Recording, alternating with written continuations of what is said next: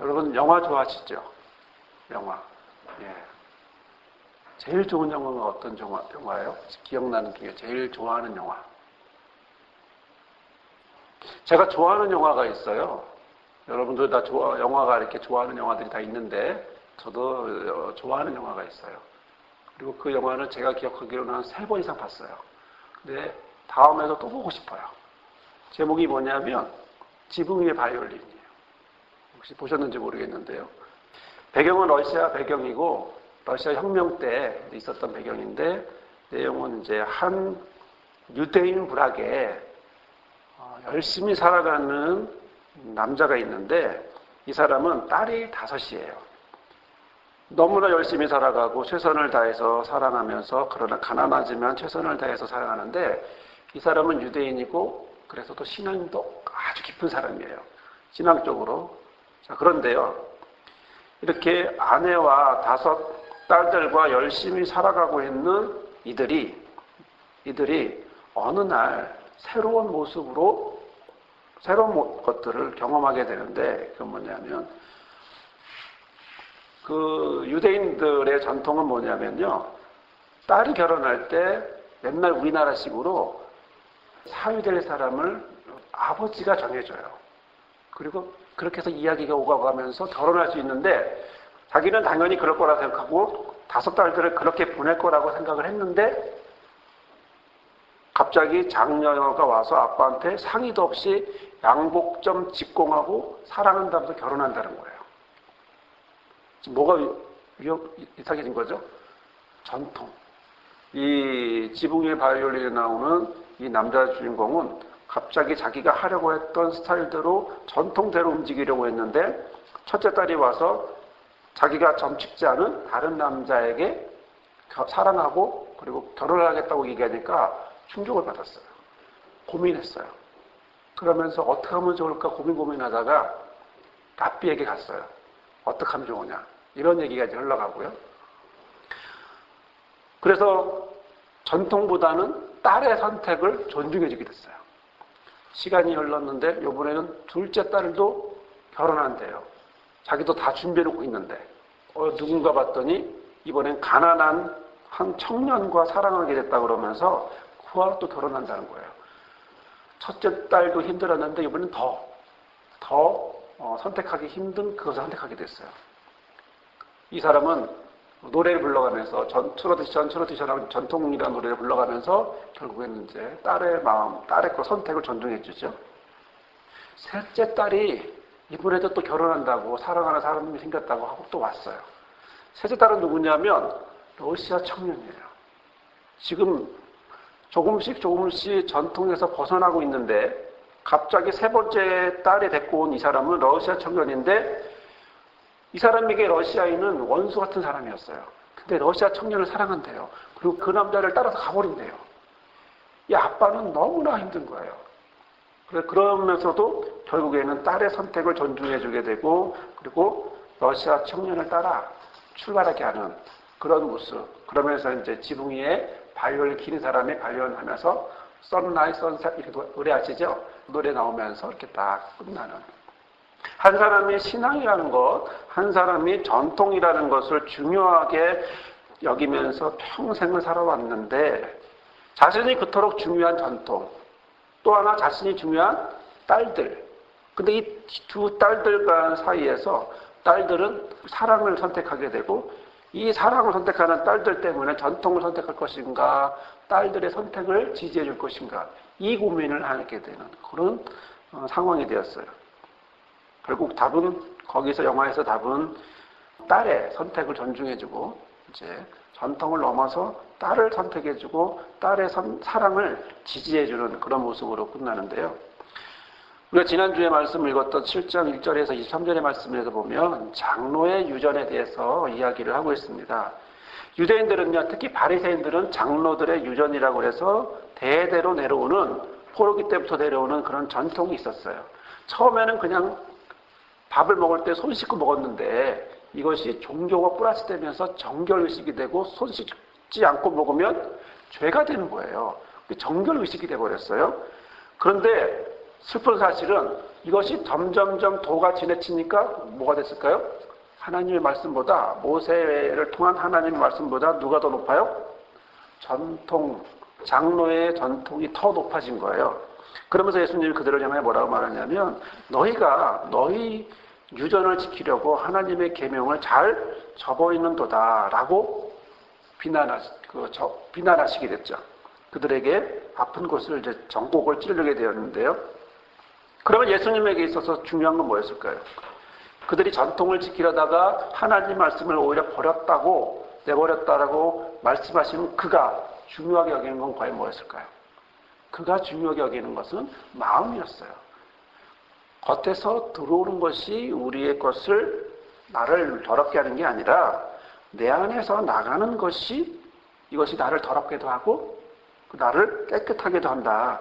그렇기 때문에 내 안에서 뭐가 나가는 거가 중요하다. 이 얘기를 하는 거죠.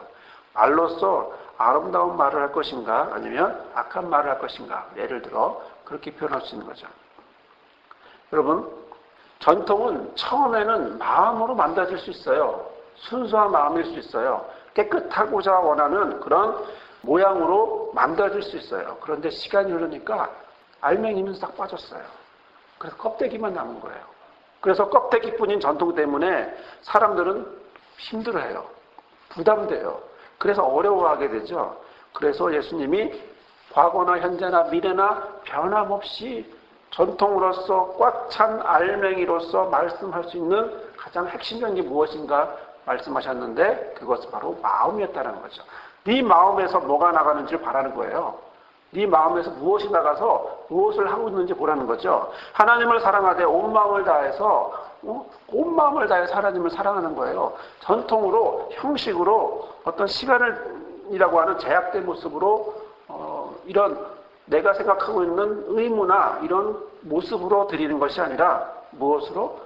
내 마음에서 드리는 바로 이것이 중요하다라고 말씀하셨고 예수님의 모든 사역의 말씀을 자세히 보시면 정말 마음을 중요시 여기는 그런 모습을 보죠.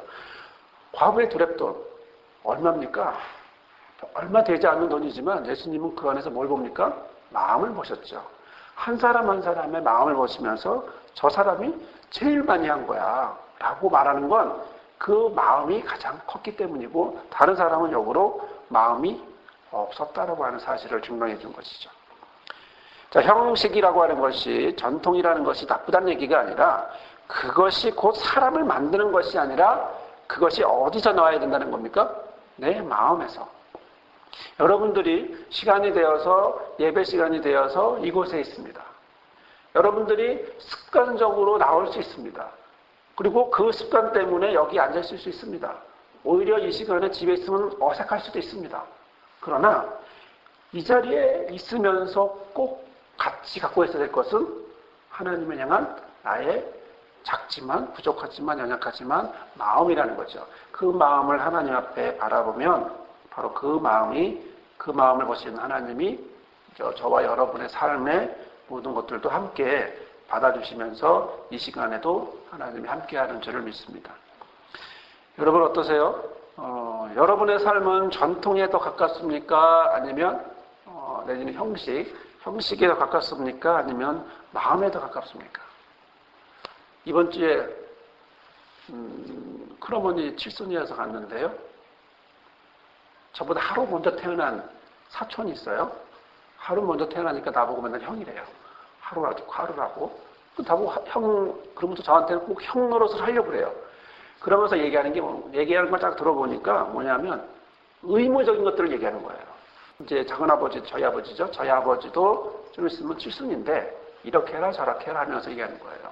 저는 그 얘기를 쭉 들으면서 무슨 생각이 들었냐면 의무라는 거예요. 형식이라는 거죠. 그 말이 틀린 말은 아니에요. 그런데 그 말 속에 왜 그렇게 해야만 하는지 또 우리 상황이 있잖아요. 우리 상황 속에서는 어떻게 하는 것인지는 전혀 개의치 않아요. 단 너희 아버지가 이제 좀 있으면 칠순이니까 그것을 어떻게 해야 된다라고 하는 그런 의무적인 조항들처럼 마구 얘기하는 거예요. 저는 그 사촌한테 아무 말도 하지 않았어요. 이유는 술 취했기 때문에.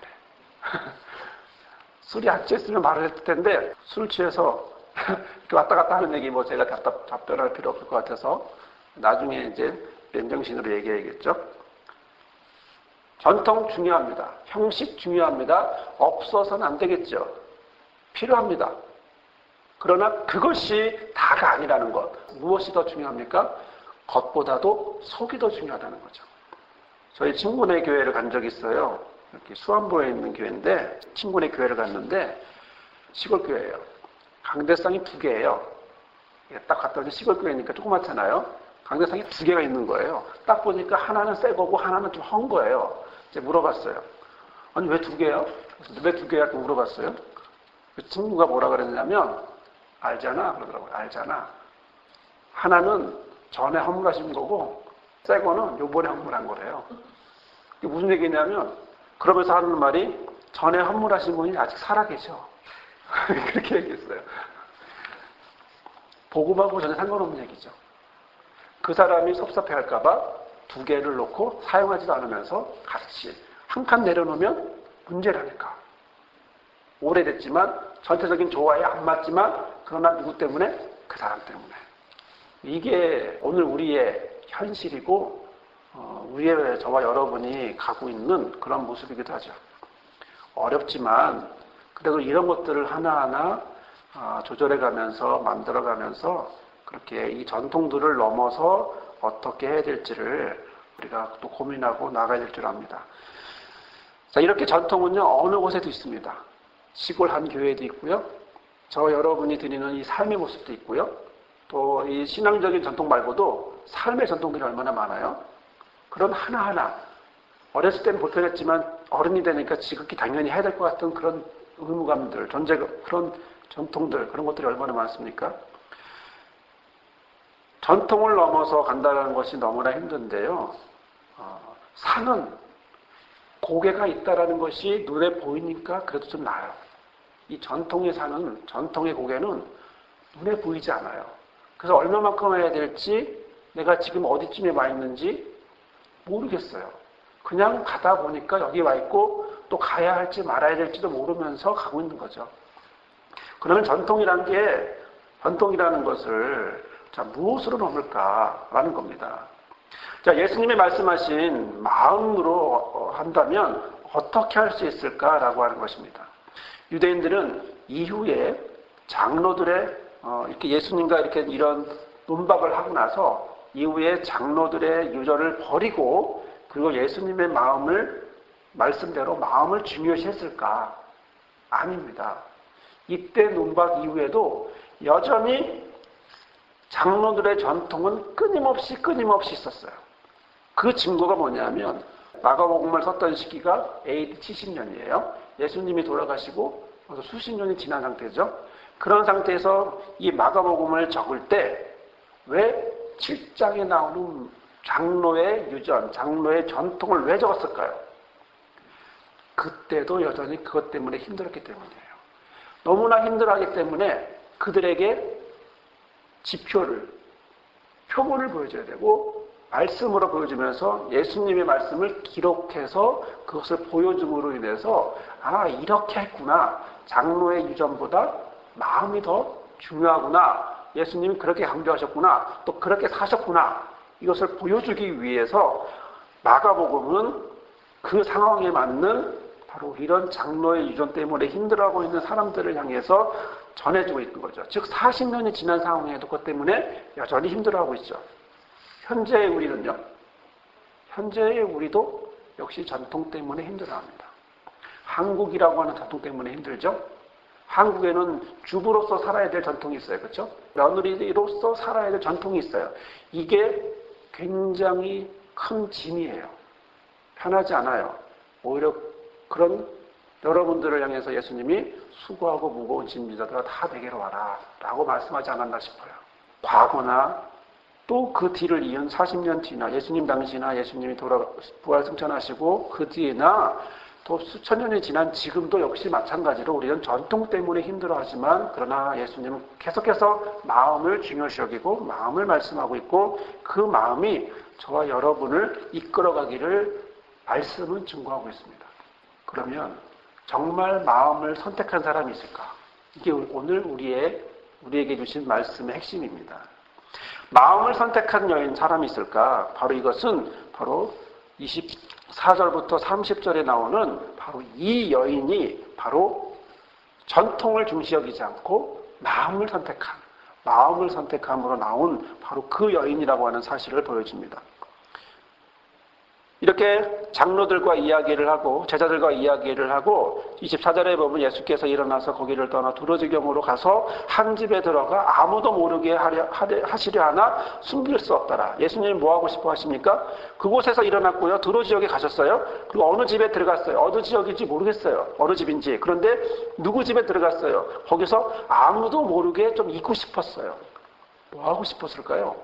휴식하고 싶었겠죠. 상상하건대. 또 하나는 앞으로 어떻게 어느 지역을 어떻게 전도할 것인가라고 하는 어떤 묵상의 시간도 필요하지 않았겠어요? 휴식과 계획을 위해서 필요하셨을 것 같은데, 그런데 사람들은 용케도 알고 예수님을 막 찾아다녀요. 숨을 수가 없어요.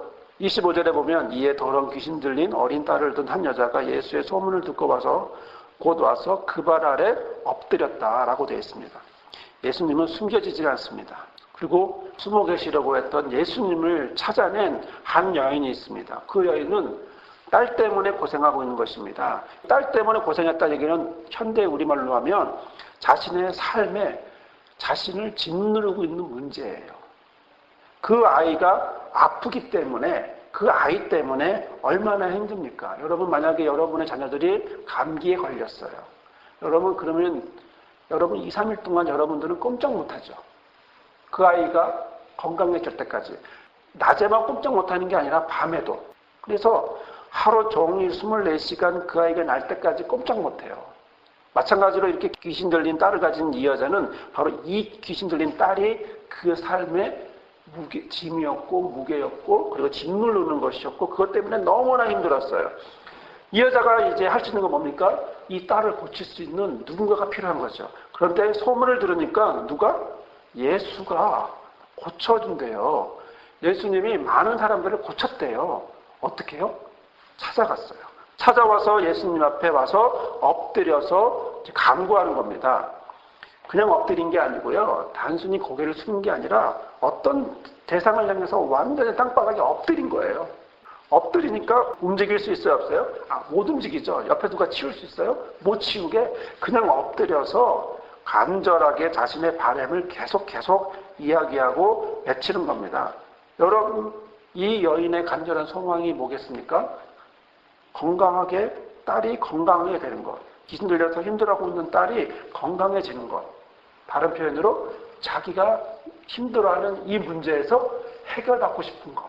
이것이 이 여인의 가장 중요한 소원이었어요. 그런데 누가 그것을 해줘요? 예수님이 해준다는 소문을 들은 거예요. 그래서 그 마음속에 뭐가 생긴 겁니까? 예수님에게 가면 이 모든 것들이 다 이루어지겠구나. 마음이 어디로 향했습니까? 예수님에게로 향하기 시작한 겁니다. 여러분, 이 여인에게는요, 여러 가지 걸림돌이 있습니다. 그 걸림돌이 뭘까요? 첫째는 이 여인은 헬라인입니다. 이방 여자라는 거죠. 수로보니게 족속입니다. 수로보니게라고 하는 건 뭐냐면 지금의 시리아인데요. 예루살렘, 이스라엘의 땅 위쪽에 시리아라는 국가 아시죠? 중동에. 그 시리아라고 하는 지역에 사는 사람이에요. 이 여자의 배경은 헬라인이고 유대인이 아닌 이방인이고 수로보니게의 여자입니다. 시리아라고 하는 곳에 보니게라고 하는 곳에 사는 여자인데 그 족속이라고 하는 것이고 그렇다면 유대인과는 전혀 상관없는 그런 사람이라는 거죠. 자, 바로 이 여자가 어디로 왔습니까? 예수에게로 왔습니다. 전혀 예수님과 상관없는 사람이 평생 예수님과 상관없어도 될 사람이 그리고 자기 집안에 자기 족속에 자기 분위기에 자기 문화에는 전혀 예수라고 해서 예자도 필요 없는 그런 상황에 이 모든 전통을 깨고 자신의 삶을 올감했던 묶여있던 모든 것들을 다 뒤로하고 오로지 하나 건강해지는 딸을 보고 싶은 자신을 힘들게 하는 그 문제를 해결하고 싶은 그 마음에 오로지 그 한 마음을 가지고 예수님 앞으로 온 겁니다. 그런데요, 예수님이 그래 바로 고쳐진 게 아닙니다. 한참을 걸렸어요. 그곳에서 계속 엎드려서 계속 간구하는 거예요. 이 장면을요, 마태복음 15장에는 더 자세하게 나오는데요. 그 기록의 말씀을 보면 이 여자가 소리를 질러요. 내 딸 고쳐달라고 계속 소리를 질러요. 그 간구를 하거든요. 그런데 예수님은 한마디도 안 해요. 옆에서 소리 지르고 내 딸 고쳐주세요. 당신만 내 딸 고칠 수 있어요. 막 소리 질렀는데 예수님은 한마디도 안 해요. 매정하죠. 우리가 보기에 매정한 거죠. 너무나 매정하죠. 지금 우리 식으로 말하면 뭡니까? 이 여자는 지금 굴욕을 당하고 있는 거죠. 지금 절망 상태예요. 아무도 도와줄 수 있는 상태가 아니에요. 그런데 예수님에게 와서 유일한 희망인 예수에게 와서 살려달라고, 내 딸 고쳐달라고 그렇게 말하고 있는데 예수님은 계속 말하는 이 여인을 향해서 계속 대답을 안 하는 거예요. 그러다가 제자들이 너무 시끄러우니까 제발 좀 이제 저 여자 청을 듣고서 좀 보내라고 제자들이 간청을 해요. 그러자 예수님이 뭐라고 말하냐면, 나는 이스라엘 집에 잃어버린 양 외에는 다른 데로 보내심을 받지 않았어. 난 저 여자의 기도를 들어줘야 될 이유가 없어. 여러분이 지금 자녀가 너무나 아파서 의사 선생님한테 가서 부탁을 하고 있어요. 부탁을 하고 있는데 그 의사가 하는 말이, 난 너 고쳐주고 싶지 않아. 이유를 말하겠죠. 뭐 예를 들어 여러 가지 이유가 있겠죠. 그 이유를 말하면서 내가 너를 왜 도와줘야 되는데 라고 말했다면 거기서 여러분 또 어떻게 하실까요? 끝까지 있을 수 있겠어요? 아니면 포기하겠어요? 저는 이 말씀을 보면서 무슨 생각이 들었냐면, 지금 마음은 예수에게로 계속 향하고 있다는 거예요. 끝까지. 그런데 누가 이 마음을 건들고 있어요? 예수님이 이 마음의 싹을 잘라버리는 거예요. 나는 이스라엘의 잃어버린 양 외에는 다른 데로 보내심을 받지 않았어. 지금 유일하게 어떤 이유로도 예수에게 가서 병고침을 받을 수 있는 이유가 없는 이 여인에게 유일한 희망은 예수를 바라보는 건데, 그 바라보는 그 예수님이 하는 말이 싹을 잘라버리는 거예요. 마음을 잘라버리는 거죠. 마음이 없어지게 만드는 거예요. 그럼에도 불구하고 여기서 이 매정하게 느껴지는 이 예수님의 모습을 보면서, 너무나 급하고 간절한 상황임에도 예수님의 모습을 보면서, 예수님의 말씀을 보면서 우리는 하나 더 보게 되는 것은 27절을 보겠습니다. 예수께서 이르시되 자녀로 먼저 배불리 먹게 할지니 자녀의 떡을 취하여 개들에게 던짐이 마땅하지 않다라고 이야기를 했다는 거죠. 완전 싹을 잘라버리는 겁니다. 그 여자에게 있는 마음의 싹도 완전히 잘라서 전혀 가망이 없게 그렇게 만들어 버렸는데, 그럼에도 불구하고 이 여인은 마음이 잘려지지 않았다는 거예요. 이 여인의 마음은 끝없이 예수를 향해 있다는 거죠. 오로지 자신의 문제를 해결하고 싶은, 그리고 자기 딸이 건강하게 되는, 그것이 유일하게 예수만 할 수 있다는 사실을 너무나 잘 알고 있는 이 여인은 그래도 어떤 상황에서도 예수가 나를 버리는 것 같음에도 불구하고 예수님에게 쳐다보고 예수님만 바라보면서 말하고 있는 것입니다. 주님, 맞습니다. 상 아래 개들도 아이들이 먹던 부스러기를 먹습니다. 지금 자기가 뭐예요? 자기는 개라는 거예요. 자기는 개래요. 유대인은 자녀고 나는 개고, 유대인이 먹는 건 음식이고 나는 찌꺼기라는 거예요. 그렇지만 그 부스러기라도 나에게 주시면 우리 애가 건강해집니다. 끝까지. 어떤 상황에도 불구하고 계속 예수님만을 쳐다보고 있는, 바로 그 적극적이고 그리고 자신을 낮춰가면서도 오로지 예수만 바라보고 있는 이 여인의 모습. 마가복음엔 기록되어 있지 않지만 마태복음에는 참으로 네 믿음이 크다라고 말씀하십니다. 그러면서 하시는 말씀이 29절에 예수께서 가라사대 이 말을 하였으니 돌아가라. 귀신이 내 딸에게서 나갔다. 라고 말씀하셨어요. 자, 그래서 여자가 너무나 기뻤어요. 기뻐서 집에 갔어요. 집에 갔더니 어떻게 됐어요? 눈으로 보니까 자기가 그동안 힘들었던, 자기를 너무나 힘들게 했던, 또 그것 때문에 힘들었던 아이가 침상에 누워서 곤히 자고 있는지 그렇게 누워 있었다라는 거죠. 침대에 누워 있는 거예요. 귀신이 나가고 이미 없었어요. 그의 눈으로 예수님의 치유 선언을 하던 그 순간에 그 딸이 고쳐지고 자신의 문제도 해결됐다라고 하는 사실을 보게 되었습니다. 여러분, 이 여인의 이름은 모릅니다. 이 여인은 헬라인입니다. 그리고 수로보게니게 족속의 여인입니다. 그 여인은 예수 앞에 나와야 될 이유가 하나도 없습니다. 거기에는 유능한 의사가 없었겠어요? 거기에는 좋은 전통이나 좋은 가르침이 없었겠어요? 그럼에도 불구하고 이름도 모를 이 여인은 바리새인의 이 전통에 묶여있는 바리새인에 반대되고 그와 따르지 않는 오히려 전통을 벗어난 오직 예수만 바라보는 마음으로 가득 찬 그리고 그 마음을 선택하면서 그곳에 오게 되었다는 것입니다. 또 그 선택은 어려움을 겪을 수 있었습니다.